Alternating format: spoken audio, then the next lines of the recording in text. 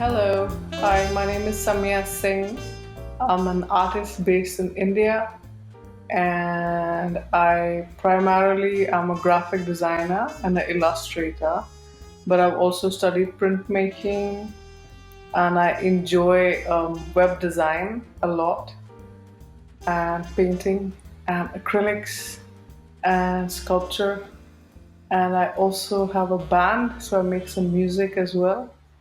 And these are the things that keep me busy. We also run an artist residency in Punjab. It's called Preetnagar Residency. It's a community of artists that's been made the first intended community in the 1930s. Since the 1930s, my great grandfather was a writer, and he asked his friends, like, why don't we all live together and we all work? Sorry, that's my dog. And yeah, so I also run the artist residency with my sister and my family. Um, yeah. Thank you, Samia, for accepting the invitation and being here with us. Let's go to the first question. Could you tell us what made you an artist? What made me an artist? Oh, well, I really enjoyed doing some things when I was in school, and I was wondering what to study after school in university. And then I remember somebody gave me like this book in my boarding school on drawing light. It was a French book, and I used to keep drawing the same. And one of the exercises was to take like a vision of trees, like 4 trees, and I used to study in a forest school, alternative school. So I drew the same 4 trees many times at night, in the day, when it's cloudy, when it's raining, and I enjoyed that so much. And I also used to make bead curtains, necklaces. So I always enjoyed craft, and I've always been interested in clothes and textile and furniture. So the path became clear that I should go towards design. And I studied art and design. So we had a 2-year course in, as they call it, the foundation course. So we go through a lot of furniture design, drawing, animation, film, music, illustration, graphic design. So that's, I suppose that's the drawings that inspired me from that book when I was in school. What has been the best experience that you have had thanks to art? The best experience I've had thanks to art, there's so many, but I suppose we would start at how studying printmaking in Florence. I'd never seen like even a picture of Florence on Google. I just applied for a scholarship and I got it, and then I arrived in Italy and met these wonderful friends and made lifetime friends working together. And I remember just playing music and working, and in the evening we go for a walk somewhere, take a bottle of wine, sit somewhere, enjoy looking at the city.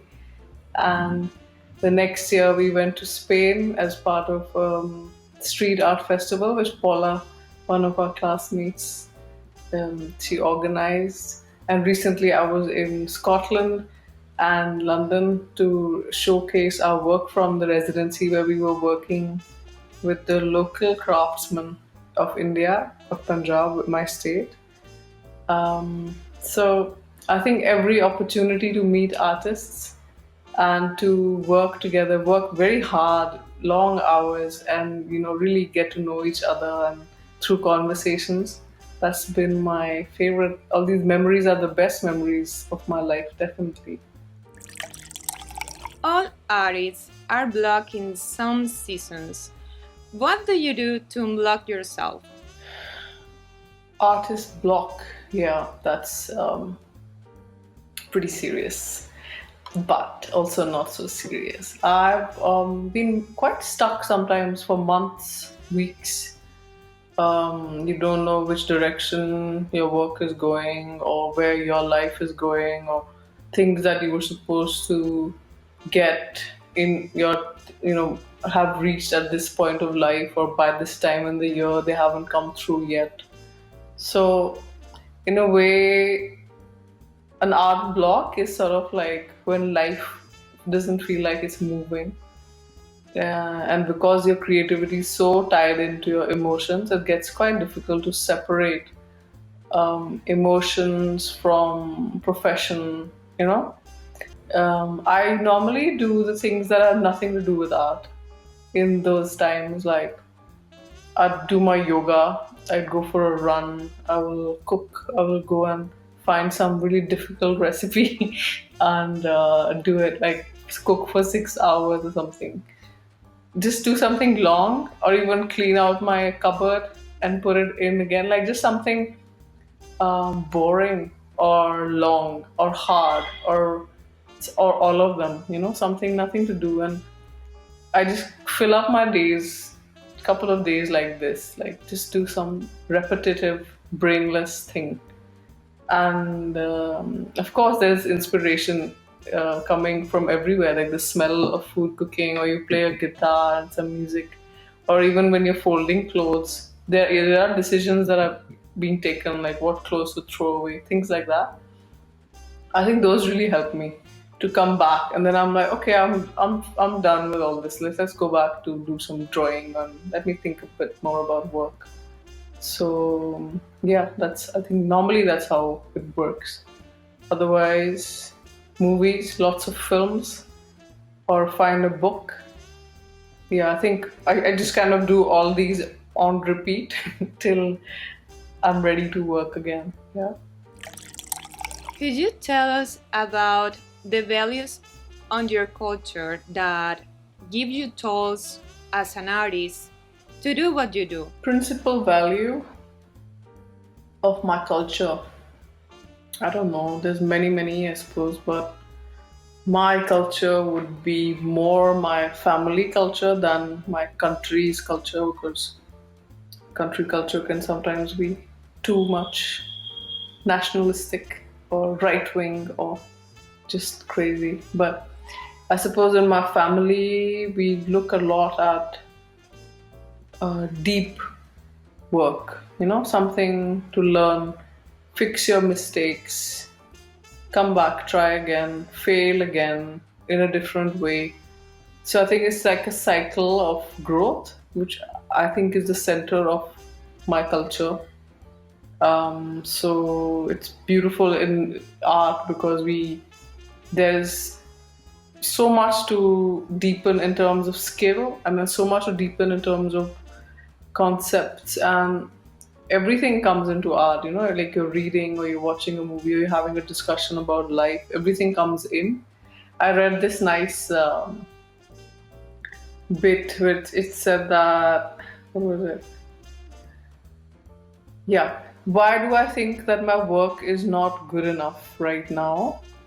And then I read a good answer is that your taste develops faster than your ability. So you're able to see what is good art, what is good illustration, what is good quality of watercolor versus bad, or what is good to the eye is much easier to develop than what we can create ourselves. And I think a lot of my last 10 years or 15 years since I started after university, they were all about why can't I make this fast? Why haven't I not been able to do it? Why have I not been able to make it happen yet?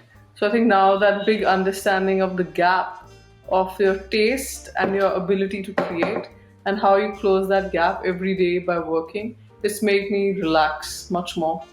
So I think that's one of the in-depth thoughts that I've been thinking about for like 10 years. Like, why is it not so good yet?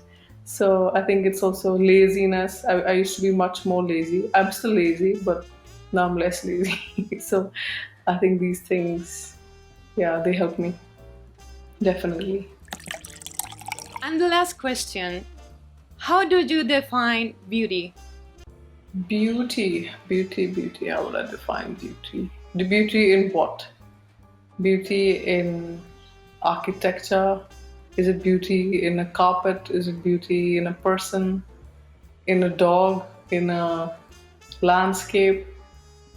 I think when you can see more every time you look at the thing that you find or the person that you find beautiful, every time you can learn more from it, or it never gets boring.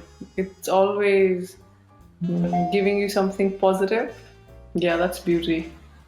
And in terms of ourselves, like human beauty, I would imagine it's like more to take care of your brain and to take care of your body in a way that easy, your days, you're easy with yourself.